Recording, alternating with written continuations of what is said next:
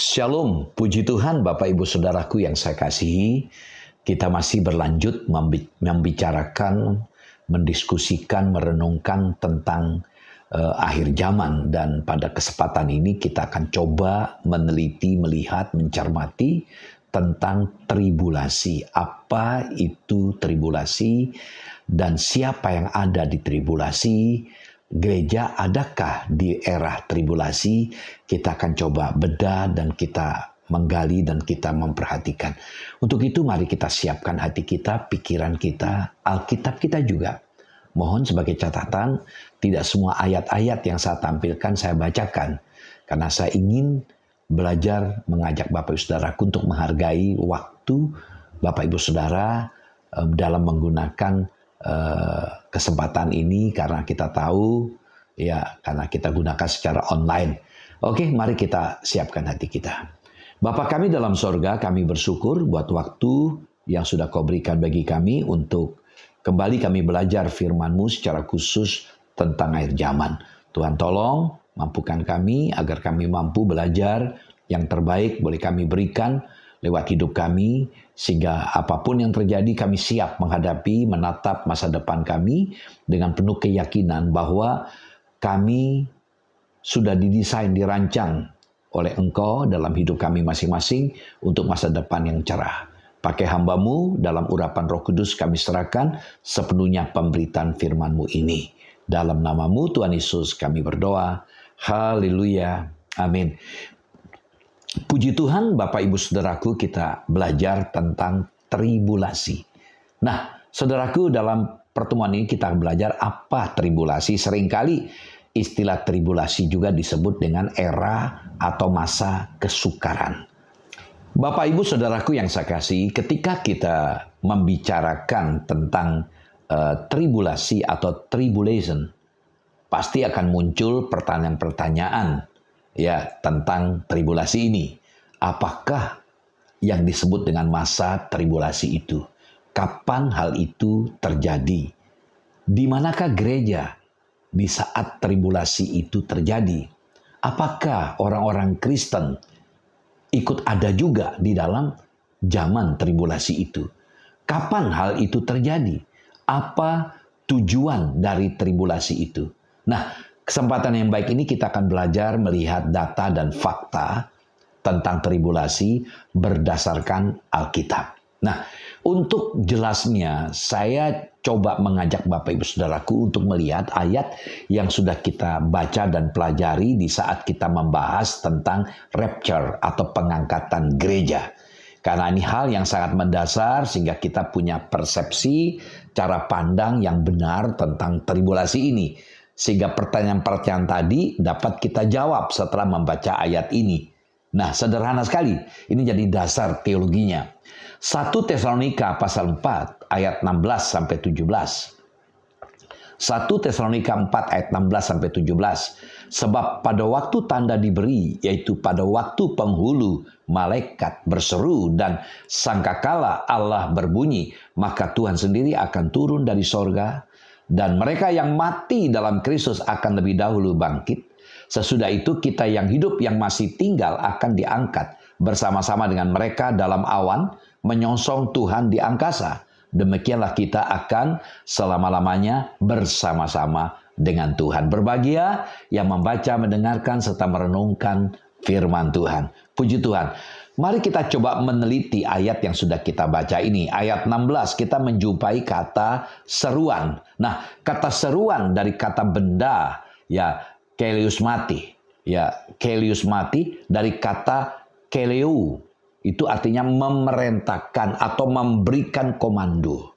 Nah, istilah yang dapat kita jumpai di samping kata seruan dikatakan ada kata penghulu malaikat.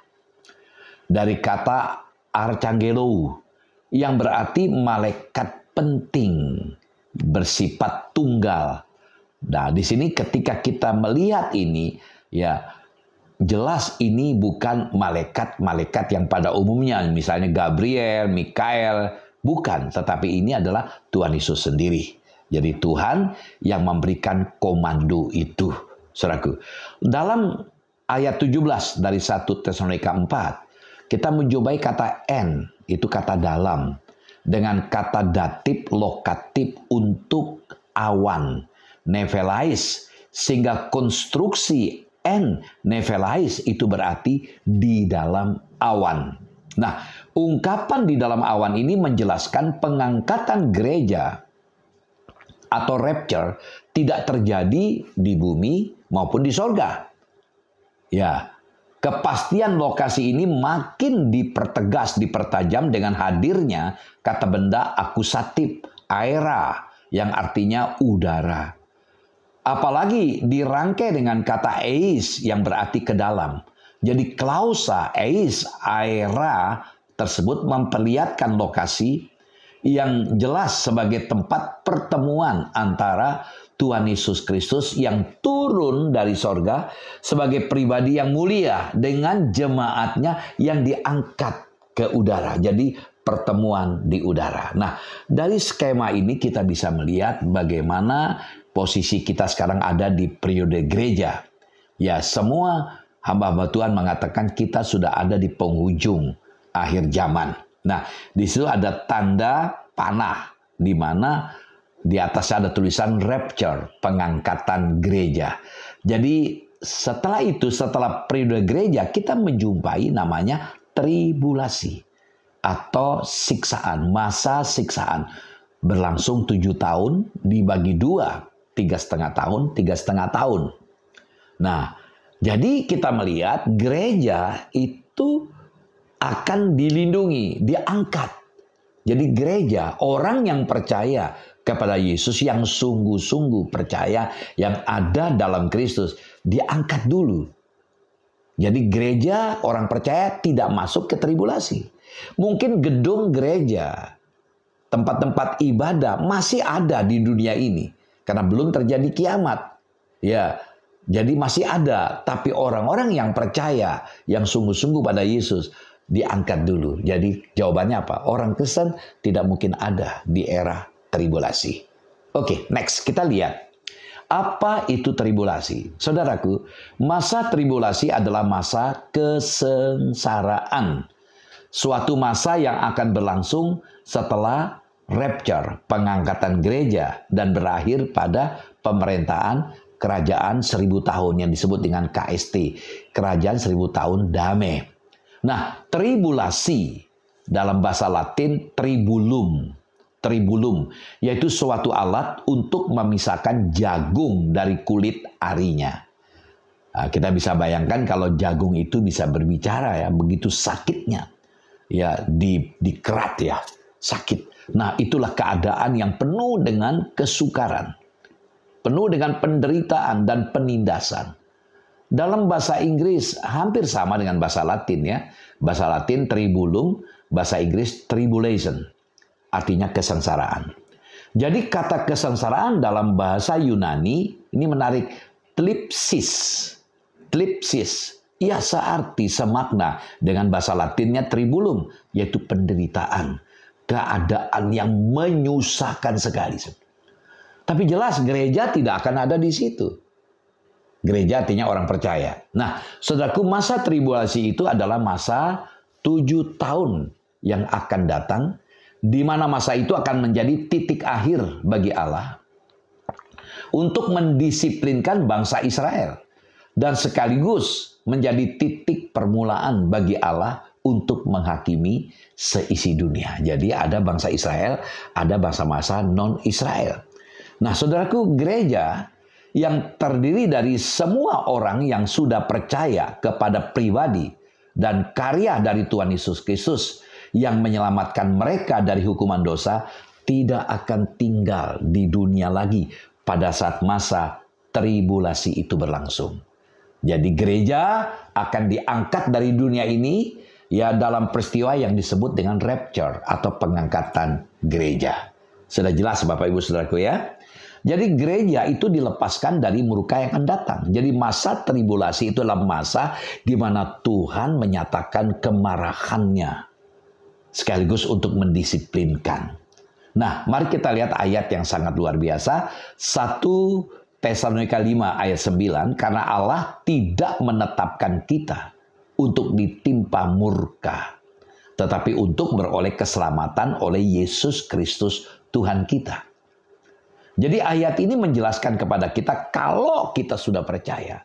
Artinya betul-betul menjadikan Yesus sebagai Tuhan dan kita mau tunduk di bawah otoritasnya Tuhan. Tuhan tidak akan membawa kita pada murkanya. Saudaraku, jelas ya. Jadi kita diselamatkan. Kita diangkat dulu baru murka Allah turun dalam masa tribulasi. Jadi, saudaraku, untuk memahami tujuan dan kapan terjadinya masa tribulasi, kita perlu memahami, mengerti nubuatan yang pernah disampaikan oleh Allah lewat Daniel. Kita sudah bahas ketika kita bicara tentang perjanjian, ya, tentang perjanjian Allah tentang masa depan bangsa Israel dalam Daniel 9 ayat 24-27. Tentang nubuatan 70 minggu. Jadi bagian dari kitab Daniel ini berbicara mengenai 70 minggu. Yang sudah ditetapkan atas dikatakan kalau kita melihat ayat itu. Daniel 9 ayat 24-27 bangsamu. Nah bangsamu itu bangsa siapa? Kata bangsamu itu bangsa Daniel. Itu berarti orang-orang Yahudi. Bangsa Israel.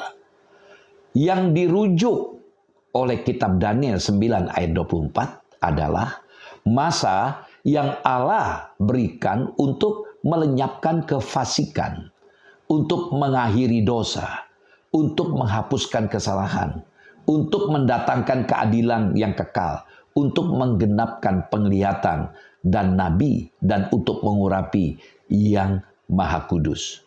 Dari ayat ini, Daniel 9:24, Allah menetapkan 70 minggu untuk menggenapi semua itu. Penting untuk memahami arti 70 minggu ini bukan seperti siklus mingguan sebagaimana kita memahaminya saat ini, yaitu siklus 7 hari. Jadi kata Ibrani itu kata heptat. Kata heptat itu diterjemahkan sebagai minggu dalam kitab Daniel 9 ayat 24-27. Secara harfiah itu berarti 7. Sehingga 70 minggu secara harfiah itu berarti 70 kali 7. Masa yang Allah berikan ini sebenarnya adalah 70 kali 7 tahun. Artinya 490 tahun. Ini dikonfirmasikan oleh ayat lain di kitab Daniel. Ya, di ayat 25 dan ayat 26 dari Daniel pasal 9. Daniel diberitahukan bahwa Sang Mesias akan disingkirkan selama 7 minggu dan 62 minggu. Total berarti 69 minggu. Yang dimulai dari perintah untuk membangun kembali Yerusalem. Jadi dengan kata lain, ini adalah nubuat mengenai 69 kali 7 tahun. Artinya 483 tahun. Setelah perintah untuk membangun kembali Yerusalem diberikan, Sang Mesias akan disingkirkan. Luar biasa. Kenapa saya cantumkan perhitungan tahun ini? Sehingga kita betul memahami Allah ada dalam sejarah. Nah, saudaraku, para ahli Alkitab mengkonfirmasikan kalau memang 483 tahun telah berlalu sejak perintah untuk membangun kembali Yerusalem sampai masa ketika Yesus disalibkan. Nah, kebanyakan sarjana-sarjana Kristen, apapun pandangan eskatologisnya, pandangan teologi tentang akhir zaman, yang artinya terkait dengan akhir zaman, mereka memahami istilah 70 minggu di kitab Daniel dengan pengertian yang sama dengan yang telah saya uraikan tadi. Jadi setelah berlalunya 483 tahun, saudaraku, dari perintah untuk membangun kembali Yerusalem sampai pada penyingkiran Mesias, yaitu Yesus, maka kini hanya tersisa tinggal 1 minggu. Artinya 7 tahun. Dan nubuat di kitab Daniel 9 ayat 24 yang masih harus digenapi, saudaraku. Nah, masa inilah yang disiapkan, ya, untuk melenyapkan kefasikan, untuk mengakhiri dosa, untuk menghapuskan kesalahan, untuk mendatangkan keadilan yang kekal, untuk menggenapkan penglihatan dan nabi, dan untuk mengurapi yang maha kudus, Kita lihat dalam Daniel 9 ayat 24. Nah saudaraku, masa 7 tahun berakhir ini dikenal sebagai masa tribulasi. Masa di mana Allah akan mengakhiri penghakiman atas Israel karena dosa-dosa mereka. Lalu kita melihat dalam Daniel 9 ayat 27. Dalam Daniel 9 ayat 27 menubuatkan beberapa pokok-pokok penting dalam masa 7 tahun tribulasi ini, saudaraku. Dikatakan ayat 27, raja itu akan membuat perjanjian itu menjadi berat bagi banyak orang selama 1 kali 7 masa. Dan pada pertengahan 7 masa itu, ia akan menghentikan korban sembelihan dan korban santapan, dan di atas sayap kekejian akan datang yang membinasakan sampai pemusnahan yang telah ditetapkan menimpa yang membinasakan. Itu diungkapkan dalam Daniel 9 ayat 27. Pribadi yang dibicarakan dalam ayat ini adalah tokoh yang dirujuk oleh Tuhan Yesus sebagai pembinasa keji. Itu diungkapkan dalam Matius 24 ayat 15. Dan disebut juga sebagai si binatang. Itu diungkapkan dalam kitab Wahyu pasal 13. Dalam kitab Daniel 9 ayat 7 yang saya bacakan tadi menyatakan kalau si binatang itu akan menempatkan patung dirinya di tempat suci dan menuntut seluruh penduduk dunia untuk menyembahnya. Inilah antikris. Ya, Jumat mendatang akan saya bahas ini. Dalam Wahyu 13 ayat 5 itu menjelaskan bahwa peristiwa ini akan berlangsung selama 42 bulan atau 3,5 tahun. Karena kitab Daniel, dalam Daniel 9 ayat 27 menyatakan kalau ini akan terjadi pada tengah minggu. Dan kitab Wahyu 13 ayat 5 menyatakan kalau si binatang ini akan melakukannya selama 42 bulan. Jadi bisa disimpulkan bahwa total masa ini akan berlangsung selama 84 bulan atau 7 tahun. Lihat pula di kitab Daniel pasal 7 ayat 25 yang menyatakan 1 masa, 2 masa, setengah masa. 1 masa sama dengan 1 tahun, 2 masa sama dengan 2 tahun, setengah masa sama dengan setengah tahun, sehingga keseluruhannya menjadi 3,5 tahun yang juga merujuk kepada masa siksaan yang dahsyat, yang merupakan bagian terakhir ya dan 7 tahun masa. Jadi untuk referensi lebih lanjut mengenai masa tribulasi, saudara bisa mempelajari kitab Wahyu pasal 11 ayat 2-3 yang menyatakan soal 1260 hari dan 42 bulan. Juga di kitab Daniel pasal 12 ayat 11-12 yang menyatakan soal 1260 hari dan 1335 hari yang kesemuanya itu merujuk kepada pertengahan masa tribulasi. Jadi saudaraku, hari-hari selebihnya dalam kitab Daniel pasal 12 kemungkinan besar merujuk kepada masa akhir dari penghakiman terhadap bangsa-bangsa.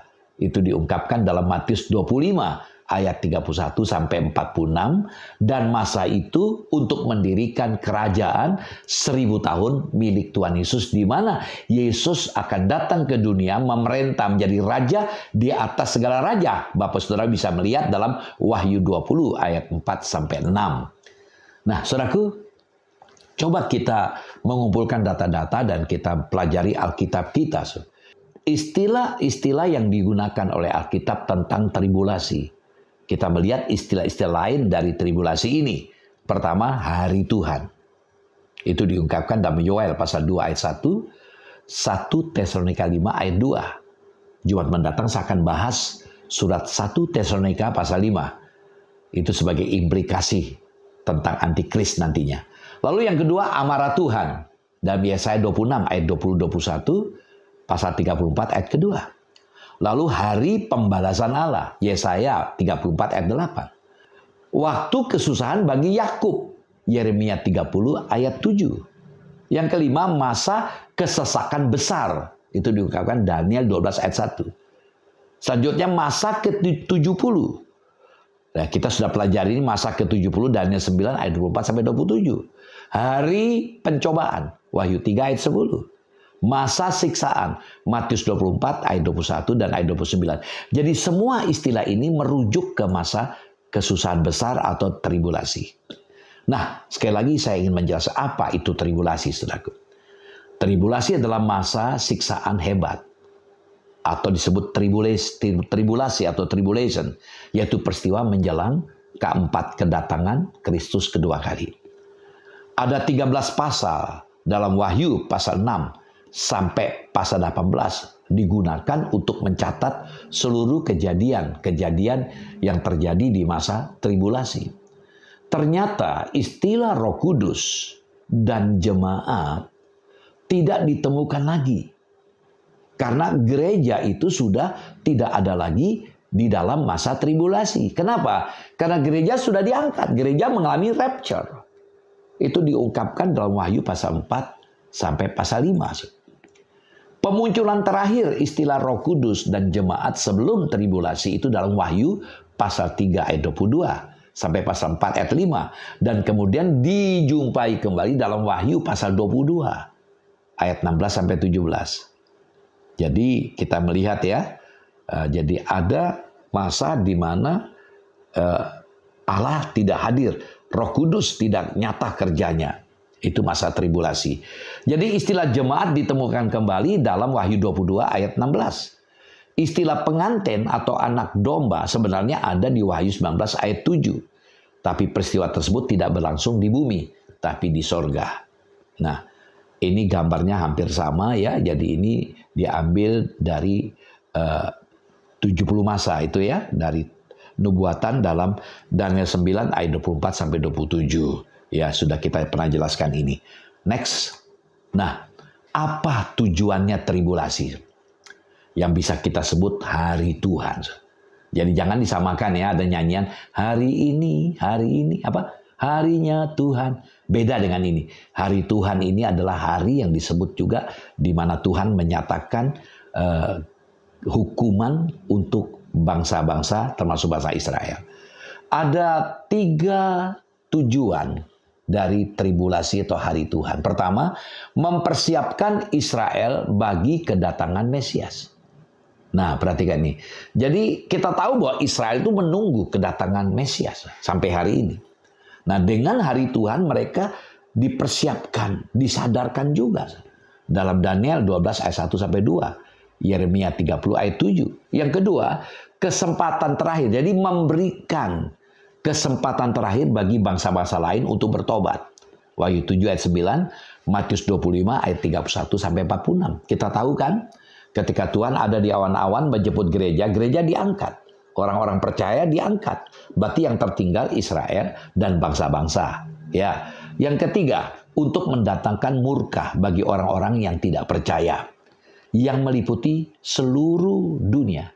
Matius 24 ayat 3, Wahyu 3 ayat 10, Wahyu 6 ayat 15. Betul-betul Allah menyatakan keadilan dengan kemarahannya menghukum dunia. Nah, saudaraku, peristiwa tribulasi ini dapat kita lihat, cermati kembali. Masa tersebut akan berlangsung di bumi selama 7 tahun. Jelas ya, dalam Daniel 9:27.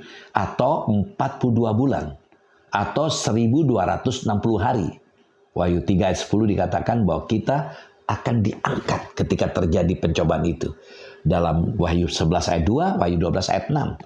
Lalu kedua kita lihat 3,5 tahun pertama disebut masa kesusahan. Itu diungkapkan Yeremia 30 ayat 7. Sedangkan 3,5 tahun kedua dinamai masa kesusahan besar. Di mana antikris menyatakan otoritasnya. Dan menduduki bait Allah dan sembahlah aku.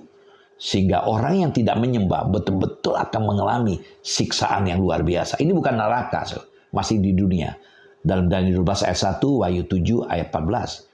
Lalu kita melihat nubuat Yeremia dan Daniel bahwa kesengsaraan yang dahsyat ini disiapkan untuk memurnikan bangsa Israel sebelum masuk ke kerajaan 1000 tahun. Kita masih fokus di itu dalam Yeremia 30 ayat 5 sampai 7, Daniel 12 ayat 1 sampai 2. Nah, ya ini gambaran yang saya katakan di awal tadi tentang nubuatan yang Tuhan sampaikan lewat Daniel, yaitu dengan 70 masa itu. Next. Nah, kita lihat peristiwa tribulasi dalam Wahyu pasal 6 sampai pasal 19. Jadi kalau kita meneliti membaca dengan cermat dalam Wahyu pasal 6 sampai pasal 19 menjelaskan itulah masa kesusahan dengan rinci dibahas di situ. Kita membaca bahwa ada 3 seri penghukuman.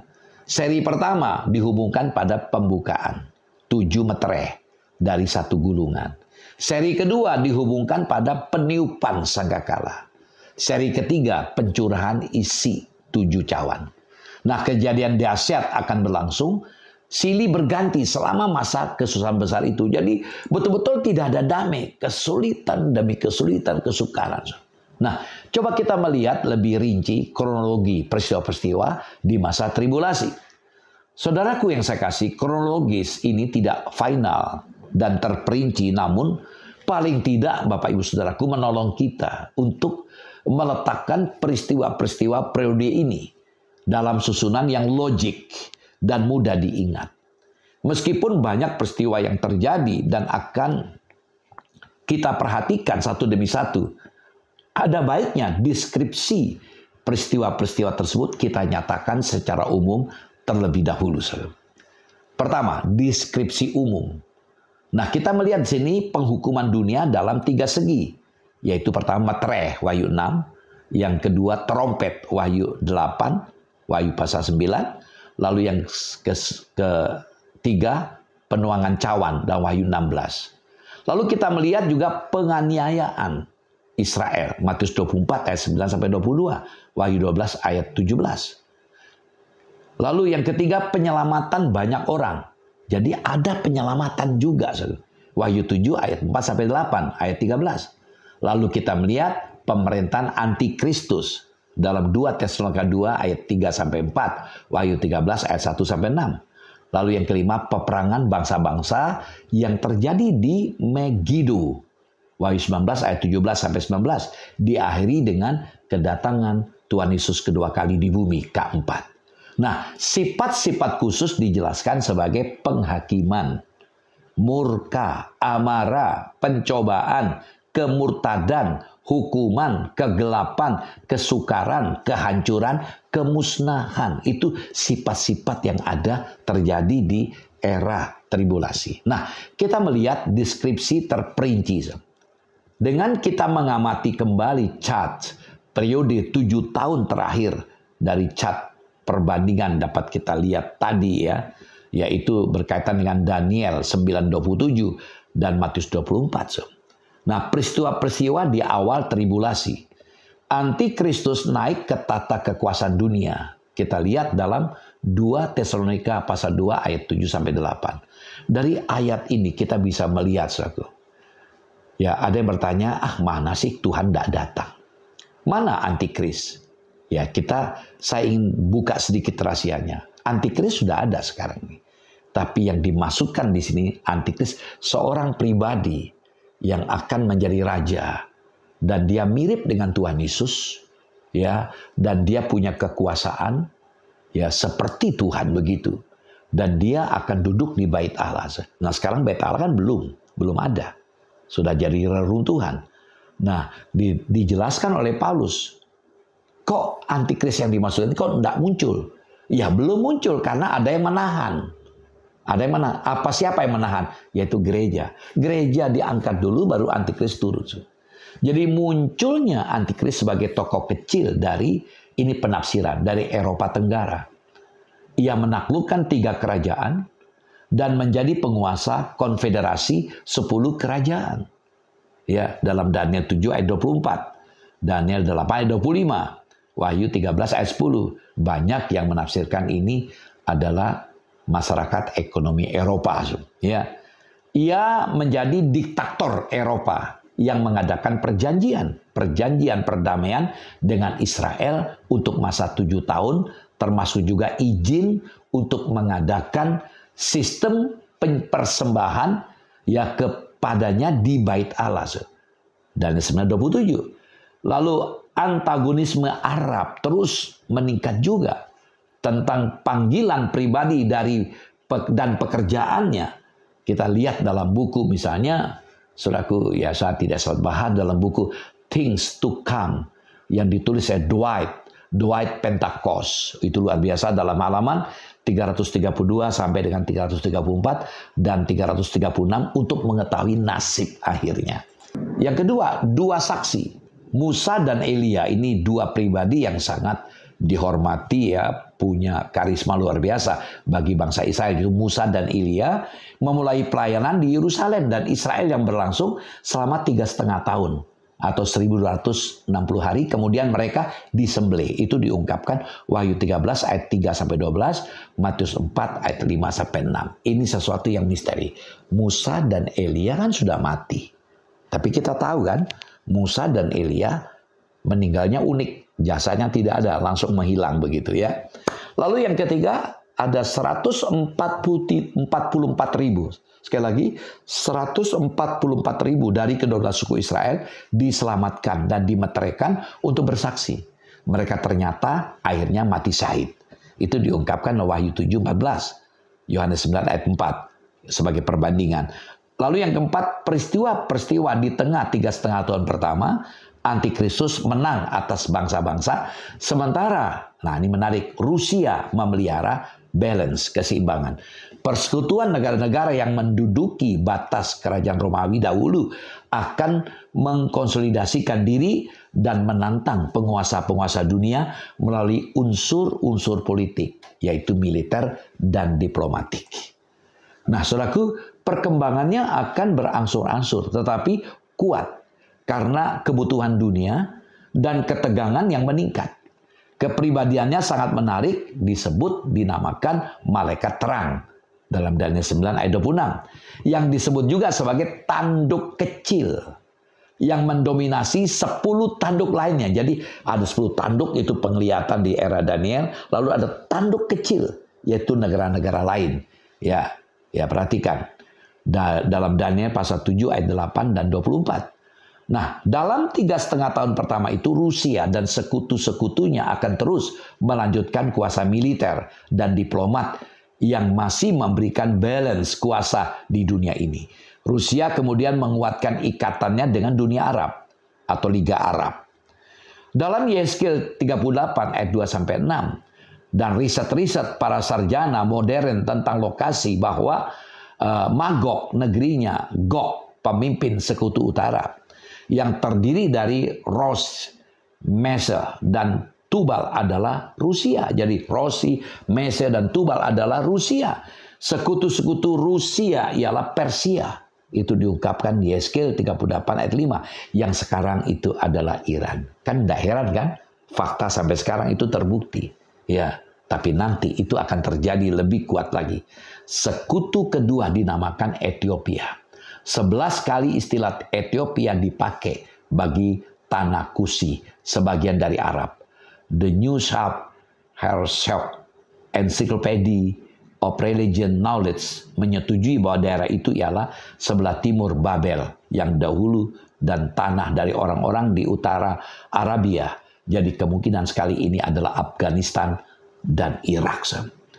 Sekutu ketiga adalah orang Put yang menurut penyelidikan terletak di samping Persia. Sekutu keempat adalah Gomer yang adalah keturunan Gomer yang bergerak ke daerah Jerman sekarang ini. Sekutu kelima adalah Tegarmah yang menurut penyelidikan modern adalah Armenia, yaitu Turki, bangsa Turks, dan orang-orang yang mendiami Asia Utara sampai ke Samudera Pasifik, orang Asia juga. Masih ada kelompok-kelompok yang lain, itu diungkapkan dalam Yeskel 38 ayat 6. Saudara bisa pelajari Yeskel 38. Nah, kira-kira itu kondisi tribulasi, Bapak Saudaraku. Memang kurang menarik kalau kita tidak melihat sosok pribadi yang akan muncul, yaitu Antikris. Untuk itu, Jumat mendatang tanggal 8 kita akan membahas lebih rinci lagi. Tuhan Yesus memberkati. Mari kita akhiri dulu pertemuan kita kali ini. Kita berdoa. Bapa, terima kasih buat apa yang boleh kami pelajari tentang tribulasi. Lewat apa yang kami pelajari ini memberikan dorongan kepada kami untuk sungguh-sungguh mempersiapkan diri kami dalam menanti kedatangan-Mu, di mana Engkau akan menjemput kami. Kami rindu Bapa, kami tetap menjaga hidup kami tetap suci, kudus, Biarlah ini menjadi sebuah anugerah yang besar. Ketika Engkau datang, kami juga ikut diangkat bertemu dengan Engkau.